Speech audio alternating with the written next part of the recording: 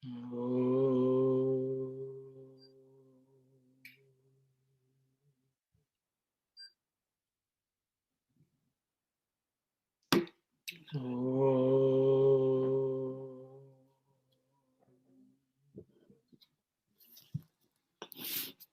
Ram, everyone. We'll just recollect and remember what we read and discussed last week. This is the chapter 10 of Dhyana Vahini. And Swami is talking about, he's starting out saying that the Jivan Muktas in this world are the ones who will be able to show light in this path of sadhana. But he says that it is very difficult to identify them in this world, and we need the magnifying glass of meditation. Only with this meditation we can find them out, who may be able to help us reach the goal or walk along this path of sadhana. Then he says it's a difficult thing to do that in this world, which is full of all sorts of distractions. And he says it may be better for us to rely on just God as the mother, father, and guide, and so on. And then Swami goes on to tell us that in the path of meditation, even for that, Swami says we have to choose a name and a form and meditate on it. And that is the way we can get the help of God himself. So again, dhyana seems to be the only solution.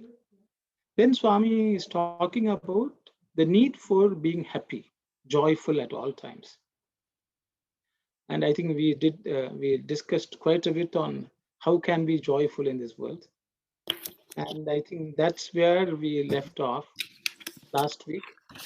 So I will ask Sisters Kalyani and Narmada to continue from where we left off. Saira, for the cure of illness without resort to drugs, meditation is the only remedy. Even the capacity to discriminate and analyze will increase, and by means of that, illness, however serious, can be overcome. In every word uttered, there are two kinds of senses, the obvious and the innate, the native and the qualitative. The Upanishads take up the second kind of elaborate, clarify, and make the Brahman known. One important thing to be remembered is that it is possible and desirable to utilize the full power of words through softness and sweetness. If one is anxious to see God in every object, the sweetness of the word will be of immense help. Sir, Master, Lord, in these words lie the secret of much affection and regard. Through these and such words, how happy you can make others, and how light your minds will become by practice of softness of expression. When meditation is carried on in that happy atmosphere, how quickly concentration can be attained. Instead, if in conversation you use words that blame others and despise them, in turn you become the target of blame and your mind gets agitated by the effect of both. Then the object of meditation is not realized because the atmosphere turns impure. Therefore, if you really wish to be happy through meditation, as a preliminary to the process, you must be engaged either in joyful conversation or in happy thoughts or memories. Sweet and soft conversation helps meditation a great deal. You must cultivate such a character, for character outlasts the body. Virtues are your strength and glory. Character is power. So train the mind and use it to attain the visualization of the Lord. Shakshatkara. Hold fast to that goal.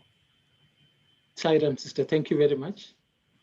So Swami is again emphasizing on meditation again as the drug, as the medicine, which cures all illness without searching for any other medicine. Then Swami goes on to talk about speech. I mean, he said joyful attitude. Now he has come towards speech. And in that, Swami is saying there are each word which we utter has two vrittis. Actually, that's what Swami says in Telugu, vritti.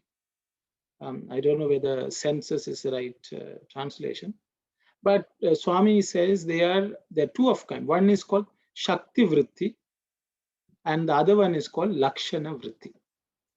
I thought I will just share the Sanskrit terms which Swami has used in the Telugu version. The Shakti Vritti has been translated as obvious or native, I guess. And Lakshana Vritti has been translated as innate and qualitative.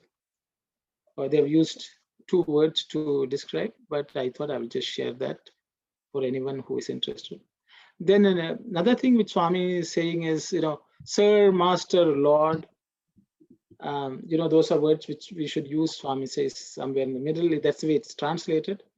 The word Swami has used is Emandi, Ayya, Prabhu, like that.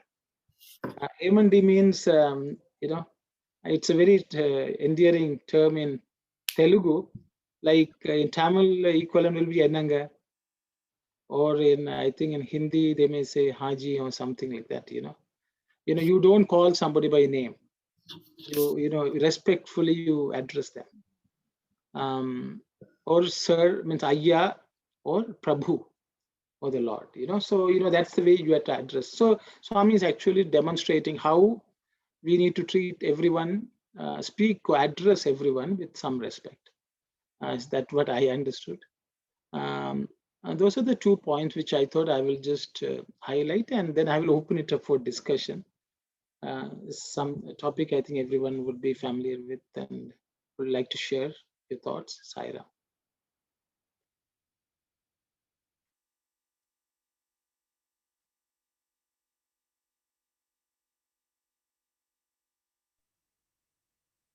Sairam, brother, could you give that the word that you mentioned, that the innate and the qualitative, or that the word that you were using it, what are those? Lakshana Vritti, something. So. Yes. Auntie, I will ask Auntie, Mini Auntie to. Okay. Yeah, Sairam. Shakti Vritti and Lakshana Vritti. Words are the 2 kinds, Swami says. Words have a lot of power. Word power, you always will. When we say, for example, the first one, what I am trying to clarify is, it gives it obvious meaning. That means, for example, the cow gives milk. The one who hears this sentence immediately understands that, yeah, there is a direct meaning, there is a connection between milk and the cow. So we understand. So it is very obvious. Whereas the second one is Lakshana Vritti, or we can call it implied meaning. Sometimes, we use the word according to the situation and from the usage that is done in places. We use the word in a different, actual word is different, but it means something else. Like, in a race course, a horse is running. So what he says, red is running. That means red color is not running, the red horse is running. So we have to imply that meaning. That's implied meaning, it's called. Yeah. So Swami is saying innate, or you can call it implied meaning. That's what we understand. So I hope, especially Upanishads take this second one to, for example, Tattvamasi. This Tattvamasi Vakya, Mahavakya is interpreted with the Lakshana Vritti, taking so many examples, and how we get away with all the other meanings. Only we come to the actual meaning. That is Lakshana Vritti. I gave that example. For another example I can give, the village is on Ganga. Village actually can't exist on Ganga river. What we mean is on the banks of the river. So we have to take the other implied meaning and come to know the sentence, what it says. I think this is how I have understood. Arun? Thank you very much, Auntie. Thank you very much. Yeah, so as Auntie said, word has power. Even if we say some word, there's there's a power which emanates from the word and affects other people. Just the sound, the tone, and everything, I guess. So Swami is saying the Shakti Vritti, which is the word itself. And as Auntie nicely explained, the Lakshana is something inherent. The real Lakshana of the word manifest, and it gives a lot of meanings, as Auntie explained. So we need to be aware of these two, as Swami is saying.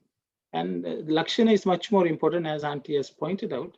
That's what the Upanishads deal with, Swami, as Swami has said. I hope that clarifies. If anyone wants to further discuss. We thank Sister. We thank you. Even the same question I wanted to ask, and some brother Arla asked it. But when Sister Manivashyam explained the Sakti Vritti, which is obvious or outward appearance, outwardly, but the word Sakti gives a very big meaning in Sanskrit. No, I don't know why the Sakti is used there. Does it have some other significance rather than outward meaning? Simply, it means word power. Shakti Vritti means word power. That's all. Words have a lot of power. The way how you say it, and the word, especially the word what you use, also has got. So supposing I say a lion, he is a lion in Punjab. Supposing I say that, that means not the animal lion is there. He is a very courageous and a great person. That's what I mean. So this when you are using the word lion, it has so much power. It has so much power. That is Shakti. Shakti Vritti is there. So I think that's what I. So I think I will also, like, if others don't mind, I will share a story which Swami has told. Swami is talking about. It's a little story. I hope others don't mind me saying. Swami says there was one teacher teaching some Upanishadic truths to a class of small children. They are small children who were, in the third or fourth or some class. And apparently some school inspector came. He was a very educated person. He came and he sat at the back bench to listen to see the class teacher and see what they are teaching. So the teacher was going on and on for about more than 45 minutes apparently. And this inspector got bored. So apparently he said, you are talking all these high philosophy of words. These are small children, they won't understand. So that teacher has tried to explain to this person, the words, these Upanishadic words have a lot of power. There's a power in just the sound itself, and that will have an impact on the children. And the meaning will be embedded in them. One day it will fructify. One day it will grow up, it will flourish, or it will sprout. Come to fruition. Come to fruition. So he was not very happy, and he still was arguing. So this teacher wanted to prove apparently. So he looked at the smallest kid in the class and he said, hey, come here. You go to that person, catch him by the neck and throw him out of the room. This person apparently got very agitated. He said, how can you disrespect me? And then that person teacher said, sir, I was only speaking to this kid, not even you. Okay, but the amount of power these words have had on you is tremendous. You are so agitated. So can you see how sound and words have power? Number one, that is Shakti Vritti. Then he said, you need to understand what is the meaning of what is being said. Who should go out? Who should be remaining here? The bad thoughts should go out. That is the Lakshana. That bad tendency of you should go out, that is the real meaning of what was stated. So this person apparently he bent his head, got up, shamefully and walked out. So Swami says this is the power of words. There are two types of power, and what you need to add. So if the person was actually reacted to the first aspect, which is the power, initial power, which is, naturally, which people say. But if at all he had delved a little deeper into the Lakshana, because the person who spoke actually didn't speak of anger. He spoke, must have been forceful words, but actually his intention was to let the person know that your bad tendency, the bad understanding should leave. So Swami explains that in one of the discourses, so I thought I will share. So this, it's a beautiful story.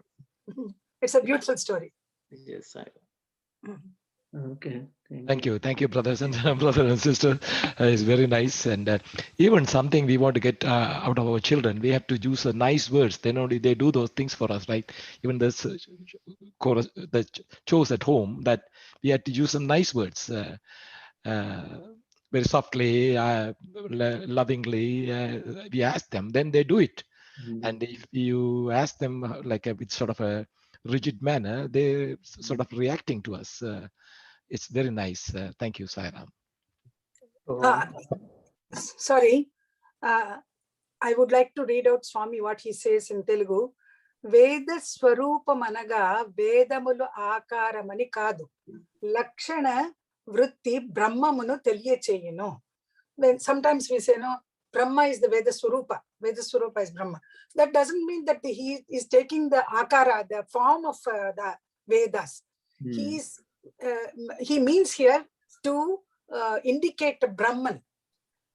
We use the word, he is Veda Swarupa. Veda Swarupa doesn't mean that he is taking the Akara of, or the form of Veda. That's what Swami is trying to tell here. Sai Ram. Yeah. Thank you very much, Auntie, because it's not been actually translated. Thanks for explaining that, Auntie said. So, Sai Ram, brother, I'd like to add to the points too. The words has the two power. One is even the speech, you can talk either softness or hard. So you have to practice always softness. Either you can talk only hard words or rough or softness. So we should practice to talk very softly. Same time, when you look at the people, the God has given 2 eyes and 2 ears. Why he has given 1 mouth? Because whatever you see twice in the ear or heard from the ear, whatever you see from the eye has to be talk less, half. So in this way, you can develop your mind very calm way to move on to the meditation path. Thank you, Sai Ram. Sai Ram, brother, thank you. Sai Ram, if I can add few. Swami, in Tamil, I think it's Uvameyam. Swami said wants youth to be like lions, right? Is it Uvameyam? Yeah, Uvamanam, Uvameyam, yeah. It is like a comparison. Swami wants youth to be like lions. That's one thing. And another example of using humble and softness in your words, Swami Vivekananda, in his famous speech in Chicago Religious Conference in 1963, he started, my dear mothers, sisters, and brothers, like that. He had a thundering applause for that. Yeah. He started his famous speech like that, in a humble way.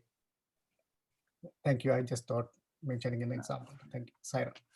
Sai Ram, brother, I just want to add one thing to whatever it has been said. Swami is captured in the code of conduct. Speak softly and lovingly. So I just wanted to remind there. Thank you, Sai Ram.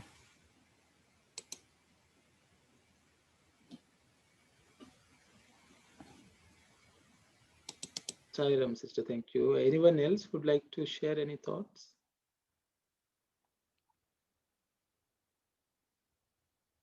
Sai Ram, I just want to share, the power of words, good words. Long time back, my husband's uncle, he came from India, and he was just telling me how you can, he was teaching me that I should encourage my girls to read some Bhagavad Gita or some discourses or anything good every day.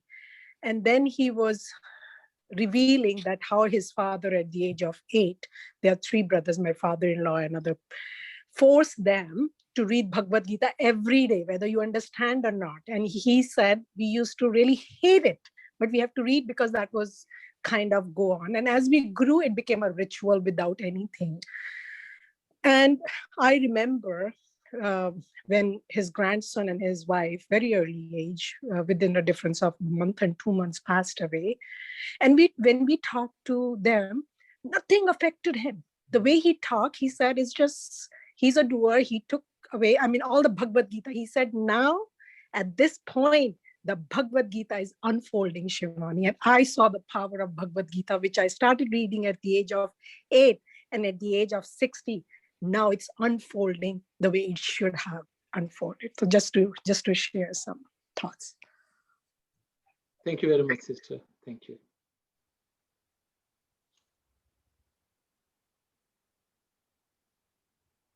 Anyone else would like to share anything?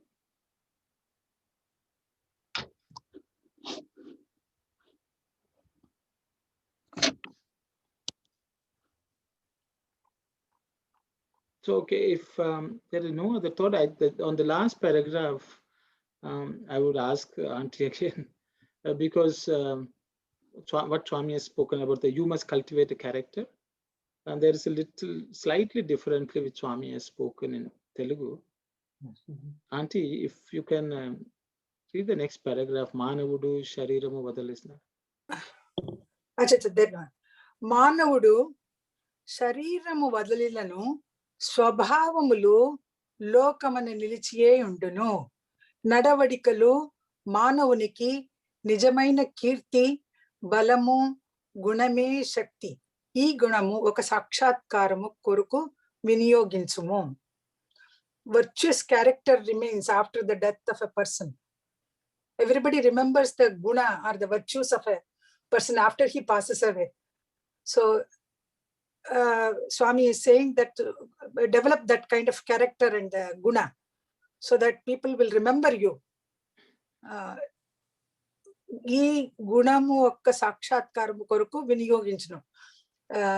Use this virtue as a tool for sakshatkara of the Lord. Is it correct, Arun? Yes, Auntie. Okay, thank you very much. Danane pattu pattu means so hold it tight. Swami says twice. I think that's.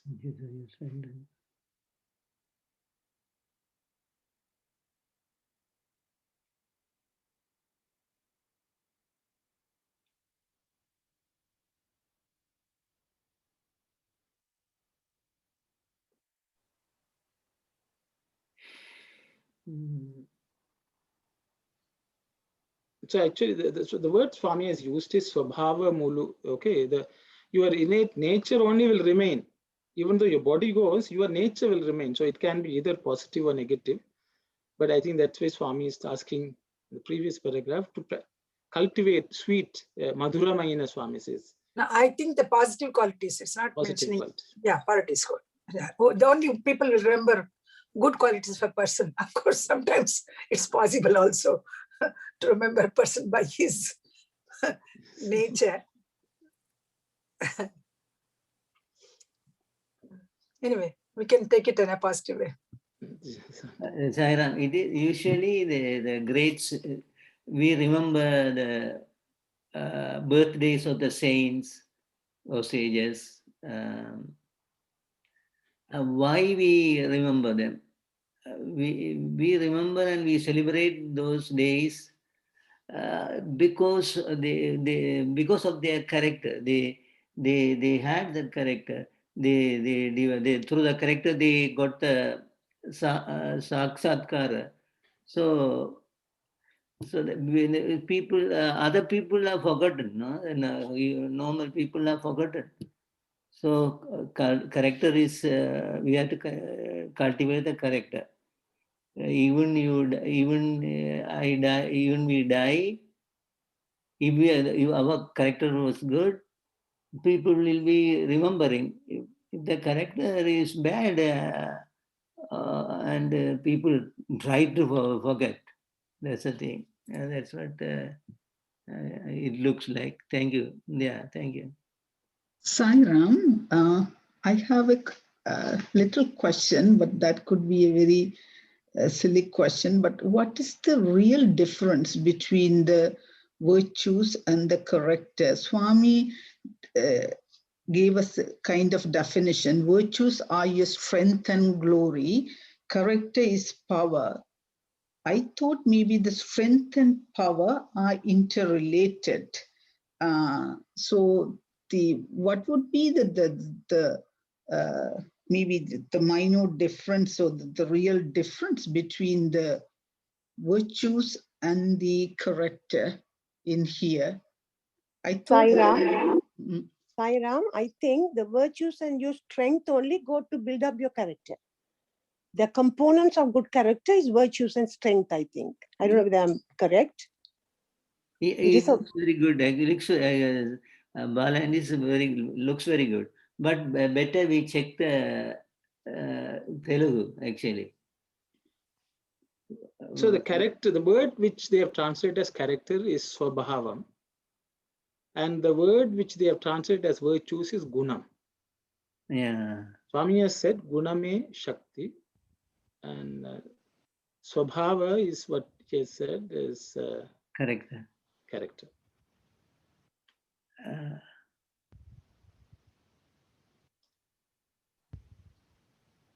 Yeah. Virtues, as Sister Balandi said, the virtues eventually make the person's swabhava, no? So, and Swami has also used the word nadavadikalu. Nadavadikalu means, Auntie, is it behavior? Behavior. Behavior, yeah. His behavior. Nadavadikalu Manavaniki Nijamaina Kirti Balamu. So instead of character, they used behavior? No, they have not used. See, they have translated Swabhava as character. Yeah. Nadavadikalu, they have not necessarily translated. Yeah, it is Swami basically says, your behavior is your real nature. Glory, Kirti, and Balamu, strength. Is it right? Yeah, it is strength. Yes. Oh, so does that mean that where it says virtues are your strength and glory, it should be more behavior? Yes. No, yes. Your actions or your behavior. I think behavior is a better translation. Yeah, the behavior would be the better translation. It can easily be understood. Yeah. Oh, so Sai brother, can we take like this? Suppose if we take your action, whatever you mentioned, if you are a student, how you have to behave. If you are a politician, how you have to behave. How you behave is going to become your character. So the character is important for the mind. So whatever the reflection on your character is going to show on your heart, on your mind. That is my understanding too. Thank you. At what point, where does Swami use the word guna? Character. No. Guna means shakti, the guna virtues. Virtues, yeah. Virtues would be equivalent to gunas. Yeah, so she's asking the character is power. There's a sentence. So I think that is the translation of the sentence in Telugu called Guname Shakti. So here guna is referring to like sattva guna. I think so, Sadguna. Auntie Mani, Auntie can. Yeah, correct. Sattva Guname Shakti. Sorry, I think Sister Mani Vashyam translate again the last paragraph, the last 2-3 lines. Manuvudu Shariramu Vadalinano Swabhavamalu Lokamae Nilichiyunduno. Even if a man leaves his body, his Swabhava, his what Swami is here, character. Character outlaws his body. So that's what she's saying. Nadavadikalu Manavaniki Nijamaina Kirti. Here, Nadavadika is not translated, I think. It's not translated. His behavior. Behavior is a great power for him. And it brings his Nijamaina Kirti. Fame. Fame, it brings fame. And Guname Shakti, virtues are his power. And use this virtuous character to get the Sakshatkar of the Lord. Visualization of the Lord. That's the last 3 sentences. Okay, thank you. Yeah, thank you. Thank you very much. Can you explain again Swabhava? What does that mean? I think nature is also another translation. Innate nature. Innate nature is Swabhava. Which so your innate nature will. Sorry, Auntie. Sorry, go ahead. No problem. Sorry. Go ahead, Arun. Go ahead. No, Auntie. Go ahead. Go ahead. Innate nature expresses itself as its virtues. You know. If you are good at heart, your behavior outside is also good. So Swabhava is more referring to internal, and then the behavior. Yeah, innate nature. You can take it as. Okay. I think, as Swami says, you are 3. The one who you think you are, which is the body, which will go. Once it goes, what remains is what people think you are, what others think you are, which is your innate nature. And I think something like that, But the people, that's all they remember. They don't see your form, but they remember who you are as a person. That memory lasts, even a person is gone. And then Swami says that has to be good, So, and for that is depending on your behavior, only people are going to remember who you are. And your behavior has to be virtuous, because that's what gives you the power. Yeah. And then Swami says, use these virtues to attain Sakshatkara of God. Means basically you should be able to see God with your eyes, in front of you, that kind of. Use the gunas for that. Viniyoginjana, Swami says. It is not necessarily, again, what happened, I think Swami is sort of saying, because sometimes we do things so that people think good of us. A lot of us, we do things so maybe they will think nice, good of, they will have a good impression. Swami says, don't waste it on that. You use it to reach the Lord. So that's what Swami says, because that also can become a distraction, kirti, what the world thinks of us. He says, don't use it for that. Use it to reach the Lord. Okay. Auntie said, okay, Auntie. Correct, Arun. Correct. I want to ask a question, brothers and sisters. If one is anxious to see God in every object, the sweetness of the word will be immense help. What this Swami is trying to say here? So he wants, if we want to see the God in everything, in every object, the sweetness of the word will be of immense help. What is meant by this one now? Because we want to see in every aspect, everything we want to see God. Then how these words are going to improve our ability to get in to see that in that. Very nice question, brother. So I will open it up for discussion. Yeah. Brother, my understanding is the words, the how you're talking, that's important for a person to keep you calm, and your mind is going to be, whenever you do the good sadhana, by even talking, your mind is going to get purity. So your Atma is pure, your mind is supposed to be pure. Then only you can merge into that one. Your action, your thoughts, your words. So the word's supposed to be softness. This is one of the sadhana, is my understanding. Saira. Thank you very much, brother.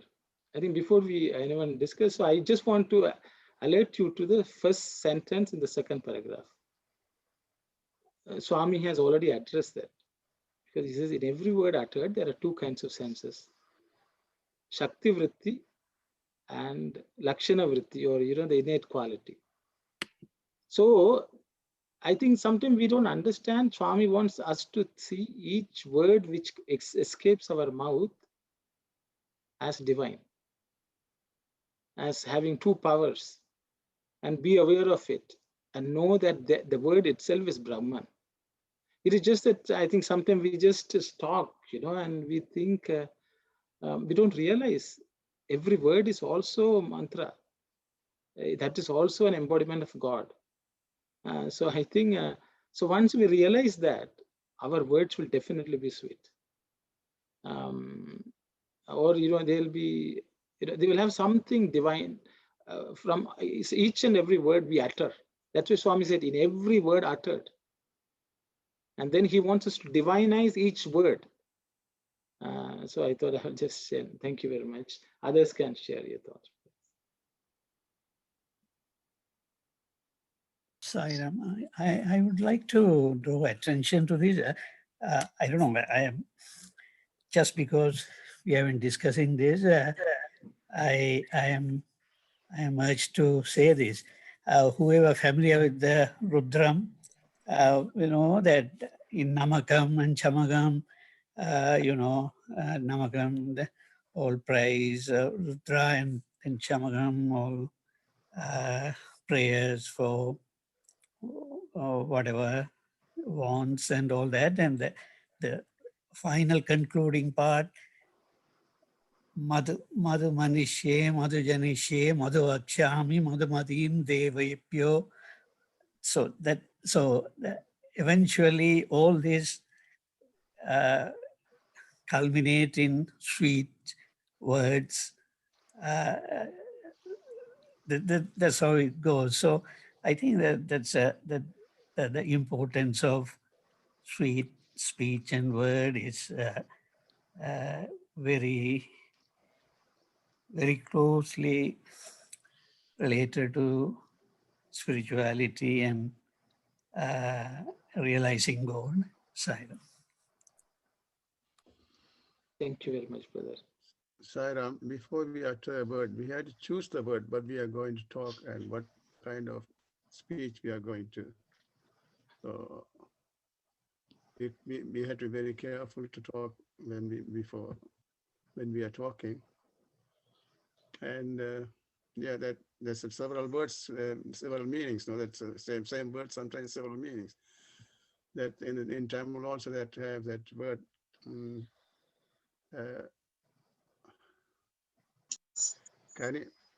இனிமையான பழங்கள் இருக்கக்கூடியதாக அது கனியிருப்ப இனியவை இருப்ப இன்னாகூறல் கனியிருப்ப காய் கவர்ந்தற்று. அது வந்து திருக்குறள் இல்லையா? Sairam, I think the words they keep using in the whole long time, it's get powered. So when you come, the language 10,000 years ago, so they keep the word saying again, so it gets charged, I guess. Thank you very much, brother. To Arul's question, actually, how the sweetness of the word will help us to see God in every object. That's a very good question. I always, Arul is asking very good questions. And then what I am going to say may be a little help for that. The next line is Baba saying, Sir, Master, Lord. In these words lie the secret of much affection and regard. Actually, in Canada, because Western world, they call by names. They don't say sir in the offices or madam in the offices. But rarely some Indian and people address others as sir. But most of the time, any big boss, we call by name. That's a culture here. But Baba is saying is, at least in our culture, Indian culture, Asian culture, when somebody address me, for example, sir, could you help me? So then my mind becomes very cool, and so in these words, by using these words, what these words makes us humble before that person. Sometimes we don't like to say sir, because we are egoistic. So the more we use these humble words, we become egoless. When we are egoless, only we use this word. So Baba is trying to tell that use this word which kills your ego. And so ultimately, it will help you develop your spiritual uplift. And because you're humble, the spiritual inside you grows and see God in everything. That is a small portion to the Arul's question. But always, brother Vimalashan said, no. So in the Rudram, the ending part is saying, come to sweet words, soft words, and sweet words, and so always speaking soft and sweet. That the space, the sky is not disturbed. When the Baba said that when we use very big, with heavy words with higher volume, it spoils the atmosphere. The words go and stay in the atmosphere, and the atmosphere is polluted. Baba has said it in other places. So when we use soft and sweet words, the atmosphere is purified and is conducive for spiritual upliftment for anybody in that atmosphere. So we can just think about that also as well here. That's what I could say. Thank you, Saira. Thank you very much, brother. Anyone else would like to share? If you take the jnanis and high spiritual person, they never talk that harsh words and always talking politely, nicely, and very sincerely. That they use the words. No, they always choosing the words. Who, brother? Jnanis and Jnanis, yeah, okay, yeah. Jnanis and spiritually. Always use it, yeah. Yeah, they are in that state. They are used that words, I guess. Then they are in the near to God that time, I guess. Yeah. It also change your nature and then build up your character whenever you use it. People. So you have the peace yourself. That's build up your character. That whenever you're using the soft words and more and more people always associated with you and that kind of thing. That's a quality of and in your mind also that is build up the peace. Yeah. That's helpful for your meditation. In Canada or in Western countries, so we don't usually use sir, master like that. Here they don't like it either. Like they don't even you call by like a sir. They told you that don't call me sir. Tell my name. Yeah. Because they want equality and yes. Maintain equality. Yeah. But what I am suggesting is, how are you? Say it's Edward. My boss is my topmost boss is Edward. How are you, Edward? Good morning. How are you, Edward? Today. So those words will make the equivalent to this coolingness, the calmness. So we have to choose that type of asking how are you. When you asking how are you and then continue the dialogue, it makes people happy. So in any way, this approach is very essential. That's what we can see that. Thank you. Yeah. If the Edward in a good mood, he said, I am fine. How is the day? He asking. If the Edward is a bad mood, he say, I just started a day. How can I tell you it's good or bad? Shut your mouth, man. Yeah. So, Sairam, brother, so if we can put it in a nutshell, we can think like this. For the meditation, we have to keep our body out so clean too. Same way, we have to clean our inside too. So this is the word talking how we are talking that will cleanse inside. So the mind, so how you cleanse outside, this is the way you can cleanse inside. So both has to be pure, outside and inside. Thank you, Sairam. Hi, Ram. Just a little practice which we have done when my kids were small. I remember when my kids were very small, we don't use the word in a simple sense, hate, in the house. And I remember once my daughter was saying, I hate bananas. And my husband said to her, well, it's not banana's fault that you hate. You can use the word, I don't prefer to eat bananas. That's better than using a word hate. So since like it's been so long, my daughters are in 20s, we don't use the word hate. We say, I don't prefer or I don't like it, because the word hate itself is so powerful. It can create that, the different emotions inside you, even it's non-living thing, it's just the bananas.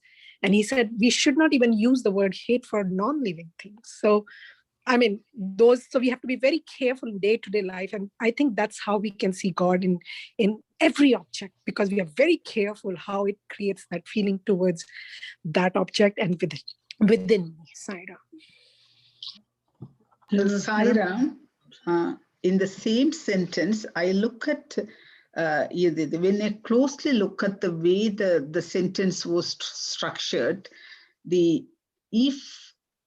if I am anxious to see God within myself, whether I speak sweet or bitter, it doesn't matter.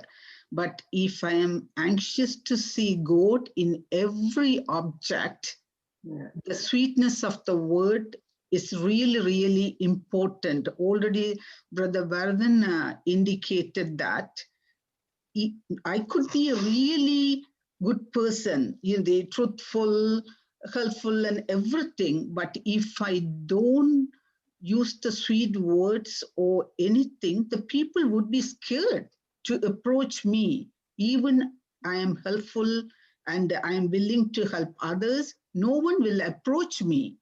So that's why Swami said, if one is anxious to see God in every object, the sweetness of the word is really, really important. That's the way I look at it. If I want to see God within myself, it doesn't matter whether you speak sweetness or even without speaking anything, that's fine. But if you want to see God in every object, if you want to help others, the sweetness of the word is really important. Thank you, Sairam. Sairam, this is Aku Auntie. Yes, Auntie. Go ahead, please. Lost her.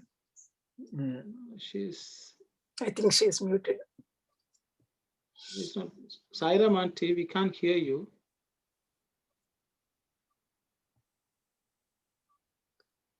I guess she will come back. We want to see what kind of words you are using in that word.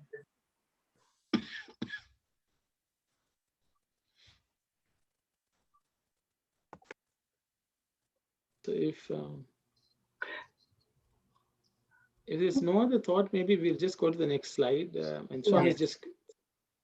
I just wanted to ask maybe one question about, I guess, if you're as a parent, like from the time when your child is young to when they're growing up, is it possible to always use just soft and sweet words in the process of parenting? A good example is Bhagawan. Bhagawan is scolding left and right because out of love, he is God, but to correct the students, especially students, students and the organizers, the Samiti office bearers. I have seen in 1978, some office bearers came and in the Darshan line in Vrindavan, he was speaking left and right. We can't hear it. because they did such a mistake, and Baba was very pretension. So it's a pretension. So the mother, when she is helping the child grow, she has to do the same pretension and do that. But here Bhagavan is talking spiritual discipline area, that outside world and with others and everything. So that is different actually. It is different. Sai Ram. Yeah. Sai Ram.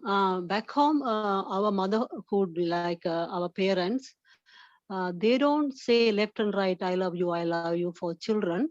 But we know they love us. Then we know what the words they used to say. That is satisfied us. But here we say left and right for the children, everything, I love you, I love you, I love you. Like the sweet words we are saying, but the value of the word, sometimes the people don't recognize or things like that.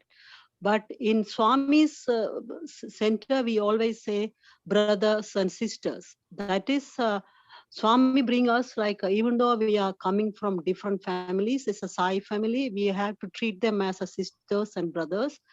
That is a thing we are practicing in our center. And also, even other people say any negative words, we can say the opposite of the good words, the positive word. Like then we don't have to listen to them or absorb them, whatever they say. We only had to say positive word, and is go to them and receive like a bounce back with the positive energy for us. That's the way we had to practice. Sairam. Just to answer Sister Kalyani's questions, I don't know, this is my take on this, and even in Swami's value parenting classes, it's all mentioned that too. And like Sivadas Uncle just mentioned, there's a difference between the choice of words and your tone, being firm and stern. To be with your child is different. You can use that to provide strictness and all that. But I guess the love and all that, which Sister brought, is based on the choice of words that you use with your children, right? And I think that's the difference. That's my take on it. So Sairam, brother, my understanding is with the love, this is my experience, with the love, you can ask them to do everything. Thank you, Sairam. Thank you very much, brother. No. Anyone else has something to say? Yeah, here is the two things. One is you ask them to do something. One is they made a mistake and you scold the children. It's not, you don't have to be, when you said, like a Baba always, like anybody made a mistake, he was very firm on that to criticize them, but the positive way. Even like you hear some of the discourses and how he was reacted. Even Brother Aruno mentioned it, like whenever he made a letter that your heart is torn, and how Baba show him his anger toward him, and even he doesn't want to talk to him because he showed that one. Baba is not, he loves him, but he showed that, make him the point how that is wrong. That's what it is. Like the same thing, whenever the children made a mistake, and you have to very strongly correct them. But like ask them to do something, that is a different way, that you ask them really make a sweet words. That is my opinion. Thank you, Sairam. Thank you very much, brother. Thank you. Sairam, when we are talking with the children, we have to listen to them, but sometimes they are talking something good. We don't understand what they're asking and what they're demanding. We have to listen to them first and then deciding, and they take the action according to that. That's a very good communication, I guess. Thank you very much.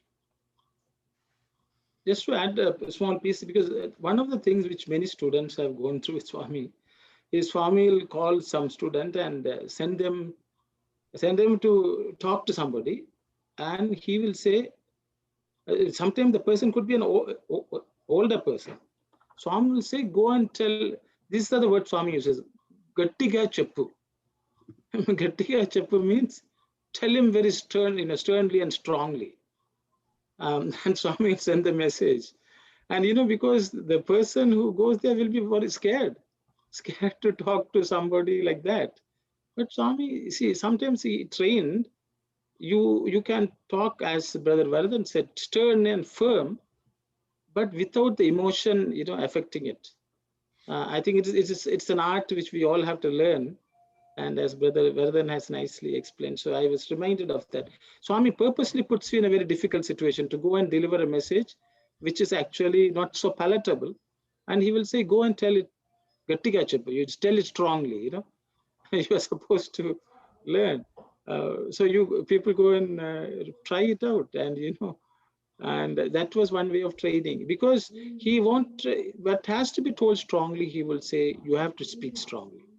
But that doesn't mean that you are speaking angrily. I think, or you are not trying to hurt the person, but some things have to be corrected, means corrected. I think that's what I would say. But it's an art, it's not, you can't define this is the way you do it, but I think each person has to evolve it, I guess. Sairam. Sairam, here Bhavan is talking about the general aspect with others, outsiders, and even within home, that applicable only for the small children, but even the grown-up, as Brother Rasi has said, Rajawal said that with the grown-up people, we have to tackle it in this way. We have to understand that because we are out of gap, our generation, we come from Asian countries, and these children are growing in Canada setup. So there's a misunderstanding in the gap difference. So we have to be careful on that. But this is outside, even inside home and outside. Better we use this polite word like Sir, Master, Lord, and like that. No, that's what Bhagawan is saying. So humble, use humble and soft and sweet words, so that you don't spoil the atmosphere. That's the main item, I think it looks like. Sairam, I just want to add, because it's very sensitive. I'm a little careful about the atmosphere we create at home as well. It's not just, for example, as Swami said, in your conversation, don't use words that blame others. And something we have to be very cognizant as an adult, that not only outside, we should have that conversation, even inside at home as well. We should not have that conversation, because our next generation is, our next generation is listening, right? So we can talk about a situation. Hey, I didn't like this in a person, without taking the name. This is something which we do at home, that we talk. If something which we don't like, we say, hey, I didn't like this, the person, but we don't take the name. So that way you're creating a culture at home not to take names, so that it doesn't sound that you are saying bad behind the person. Sorry for the interruption behind. Sorry.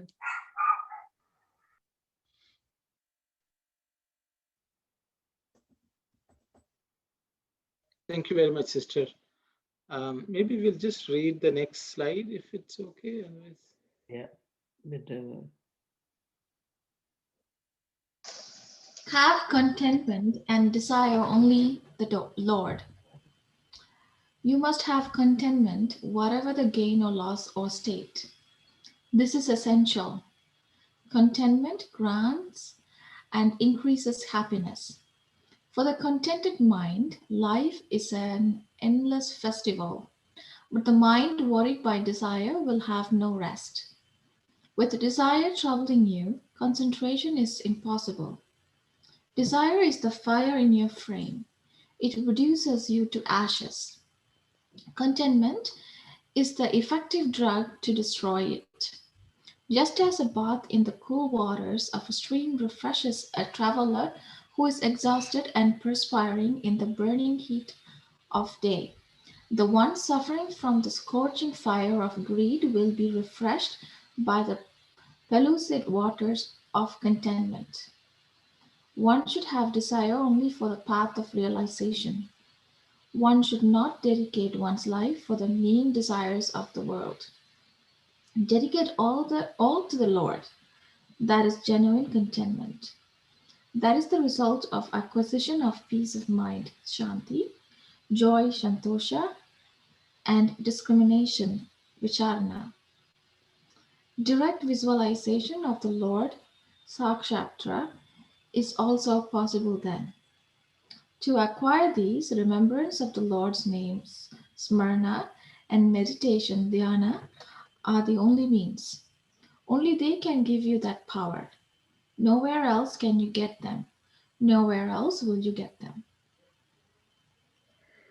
Thank you very much, sister. So now, yes, Swami has gone on to another quality, which is contentment. Tripti is the word Swami has used. How important it is for meditation. So I think there's nothing much for me to add. I will just open it up for discussion. Saira. Just where it's translated there, discrimination as vicharana, is that more inquiry? It's more inquiry, sister. Inquiry, yeah.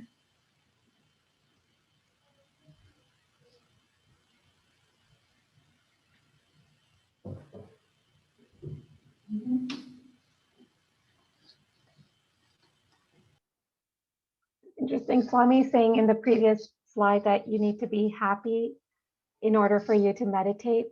And then here Swami saying in order to get contentment, you need to meditate. So, yeah.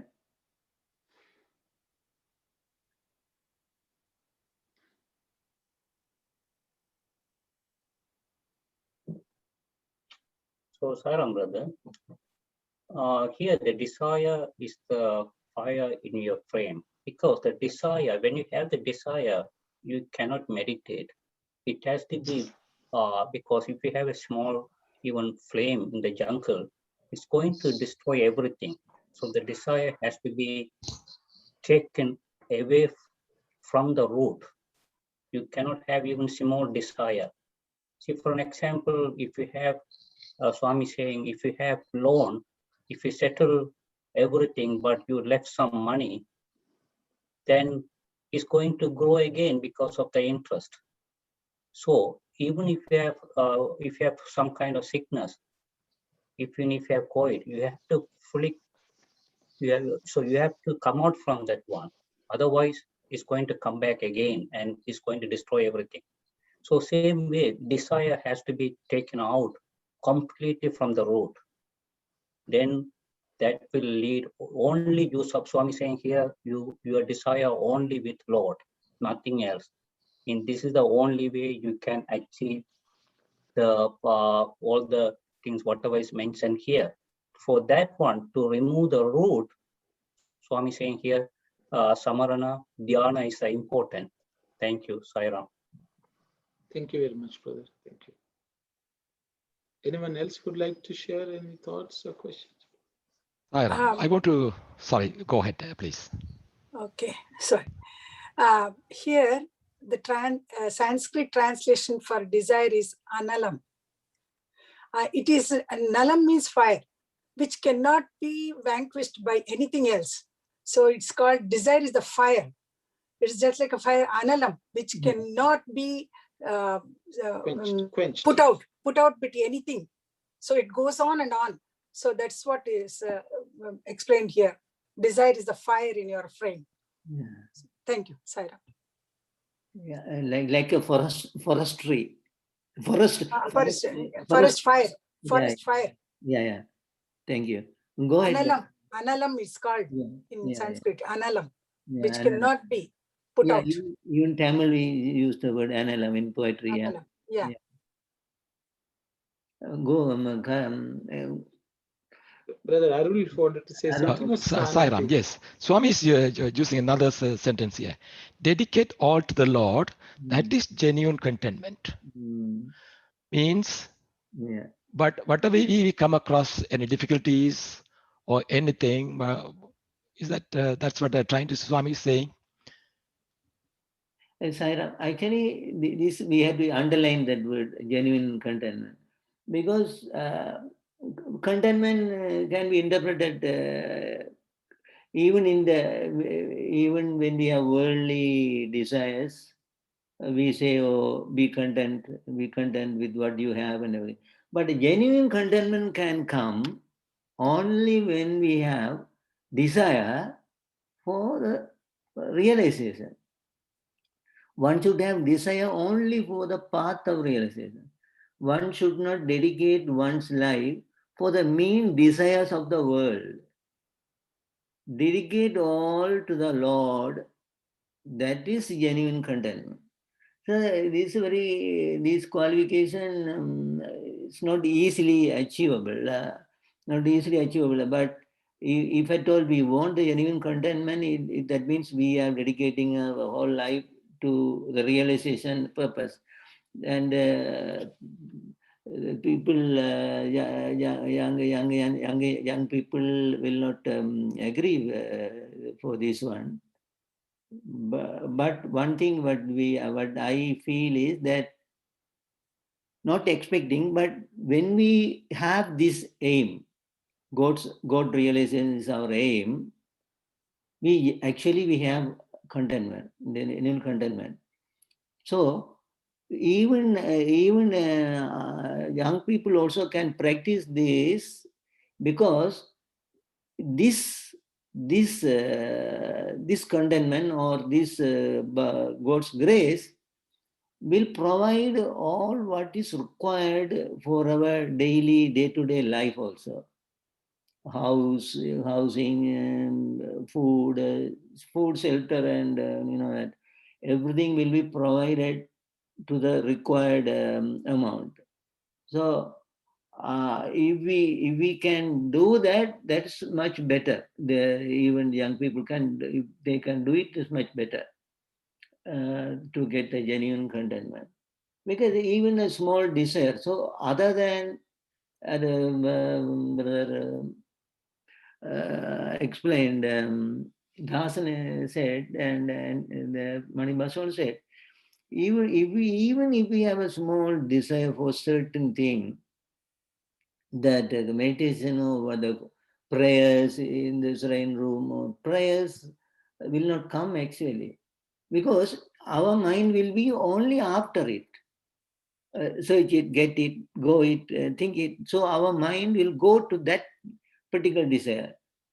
It will be after that desire. So they cannot be contentment. So if at all we want contentment, we have to forget about that and dedicate everything to Lord and ask for Lord's proximity and Lord's love. Lord's love. So that will bring genuine contentment. Sorry, thank you, Sairam. I'll stop this one. Sairam, brother, the desire only the Lord. How do you practice every day in your life?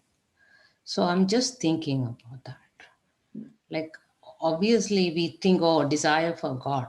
Okay. That's I understand that, right? Understand the basic of it. Yeah, thanks. This is what we were referring that, brother, better you explain in the Bhagavad Gita, chapter 9, Sloka 22, I think, and then just in the Andoma. Brother, better you explain this one at every aspect of that sloka. I think others, brothers, you can also explain, Yeah, I think the question is, why do we have to desire the Lord? I think is that the question, sister, or how do we do it? Do it we know we desire for Lord, right? We do things, but what is that really in your life? How do you practice every day? I understand you offer everything and all kind, but that is something we do as a prayer. But where the desire of the Lord can be practiced, we want the God, right? That I can understand. Sairam, yes, I think Auntie, first we have to get rid of the worldly desires. When we find contentment only, we can proceed the other way. When you have desires more and more. One desire is fulfilled, another desire, it goes on. So we have to slowly put a stop, realize that it is not going to lead us to God. So we have to put a stop for all this little by little. Then I think we can do it. Once we put a stop to these worldly desires, then slowly we can proceed towards God in a better way. When we have other desires, it's not at all, it is not fruitful for us to go towards God. So we have to first, it is but natural for everybody to have desires, but we have to see which is good and which is bad and slowly eradicate all those unwanted things, and then create a contentment in our mind. And then slowly, I think we can proceed towards God. There will be a time when we'll be able to do that. Thank you, Sairam. Sairam brother, so my understanding is, do your duty with love. Do your duty with love. And this is what Swami is saying all the time. But desire is not easy to give up. Even only way, even Arjuna, Lord Krishna trained 3 months before the war. At the Kurukshetra, he said, I'm not going to fight because of desire. Because he's looking at the front, his grandparents, his brothers, his cousins, and the people are there. So he's crying, I don't want to fight because of the desire. So that time, Lord Krishna is explaining, you are thinking about the body, and the people all lived before and you don't know them. So you have to come out from the body desire and the attachment. Then okay, that's the reason the Guru Gita Upachara started, and everyone knows, I don't need to explain that one. But here the Swami finally is saying, in order to come out from the desire, only Namasvaranam and Dhyana. Thank you, Sairam. Sairam, thank you. Sairam, we can change the desire from the worldly to the godly. You know, we can change it, not that that change the direction. We have to do everything to desire to reach God. Which one we can satisfy God? Whatever we do, that on the God names. You know, that way we can win the desire to that way, that for the fruitful way, I guess, that, and contentment is there. Thank you, sir. Thank you very much, brother. Sairam, maybe one little point I want to bring it out. The satisfaction, maybe it depends on the age of the person too. Say for an example, if it's a very youngster, maybe in the very adolescent, or maybe in the premature stage, if someone wants to, say for an example, if I have already finished the undergrad, then I want to go to the postgraduate and then professional education and so on. So that is also some sort of desire, in my career move or something.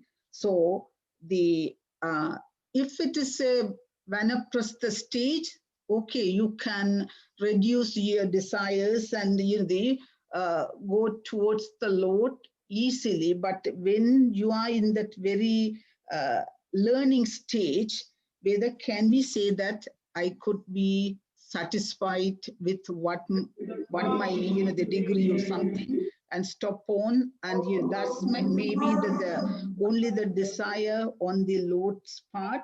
Maybe that's a very practical question, and this brother Sivadas already addressed that too partly. Maybe the youngsters may not agree. There's a valid reason too. Thank you, Sairam. Sairam, Aramin, Nasi, Aramin, Raven or Asi, Aramin, and then the part on Rakele. You can understand. Yes, yes. Okay. Aramin, Nasi, Aramin, Raven or Asi, Aramin. This year and Rindale are achieved. And I don't know, that's what they mean. Yeah, that is Tirumula. Asa Aramin, Asa Aramin, Isanoda and Asa Aramin. Yeah, that is God, attachment to God, physical attachment. But here, I think brother, only time running up. Brother, okay. Okay, But- maybe we can continue the discussion. Maybe, Yeah. brother, I think I will just maybe some parting thoughts. Yeah. The reality is, as brother has already said, Ananyas Chintayantoma. And I think what Brother Dasan also mentioned and Auntie mentioned, Analam, desire is fire. Usually, any small desire actually starts as a small spark, but it starts growing and growing if appropriate material is fed. So this is the reality, and that is why Krishna says, Ananyas Chintayo. You should not have any other thought. If any thought can bring about desire. And so the more and more we practice distraction-less thought of God, which is smarana and dhyana, and that's the only way we are going to cultivate. Because even though we have desire for God, as Swami says, sometimes our heart is like a musical chair, different things sit on it, and we go after different things, and that takes away the earnestness and the strength, power of yearning to reach the Lord. I think that's what I would say. I don't know whether I have Yes, I got it back. Yes, thanks. Address it appropriately, but I think we can continue from where we left off. Yeah. And yeah, that's okay, brother. There's an announcement about this. One thing is that the Bhajan Sandhya is on 17th, April 17th, from 6 to 7:30. That's Brother Arnodeyan is conducting. Swadhyaya. Swadhyaya, Bhajan Swadhyaya actually. So the Sister Aruna will be sending the broadcast, WhatsApp broadcast for the link. That's one thing. Other thing is about that small change of time that we are contemplating. Small change of time, instead of starting the afternoon study circles from 3:30, we usually have 3:30 to 4:45. We are planning to have it from 3 to 4:15. And yesterday in the morning study circle, we were talking about that. And if anyone is become uncomfortable to change the time, we will not do that. So if everybody agrees, we are going to do this one. So please think over it and let us know next weekend. So then next weekend is 17th and 18th. If you tell us if you are okay or not, please tell us next weekend, 17th and 18th. And if you say everybody has no problem, then we will implement this the following week, which is 24th and 25th. I said in the Tamil study circle, maybe that's wrong. So next weekend, please let us know if you have any issue in changing the time to 3 to 4:15 instead of 3:30 to 4:45. Thank you, brother. I think the Sister Vasudha works here and she's not there now, and we don't need the other announcement. We can finish it. Okay, thank you. So we'll close with Samastaloka and Shanti. It's okay. Om Samastaloka Sukhino Bhavantu. Samastaloka Sukhino Bhavantu. Samastaloka Sukhino Bhavantu. Om Shanti, Shanti, Shanti. Sai Ram, everyone. Thank you, Sai Ram. Thank you, Sai Ram. Sai Ram.